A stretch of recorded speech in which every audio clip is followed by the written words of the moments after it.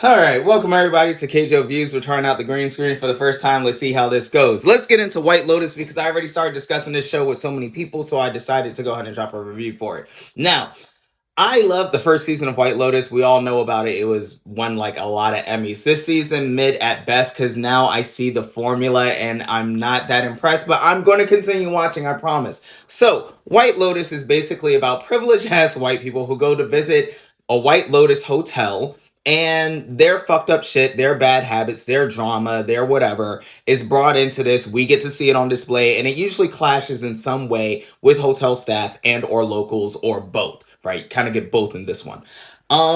There is a reckoning for the privileged ass white people, but the reckoning never comes the way like an audience wants it to, right? We get the reckoning totally missing the mark of who we think deserves the most comeuppance. And we also are left with a lot of unanswered questions, but they're like minor questions that we don't need answered because White Lotus is, of course, a series that does not continue with the same cast from season to season. They're completely independent. All right, let's get into the spoilers for season 2. So if you haven't seen season 2, please drop off now. We're going to get into the spoilers. All right. So, one of the good things about White Lotus, right? The reckoning. Jennifer Coolidge is the one who gets her reckoning in this scenario. How does the karma reckoning miss its mark?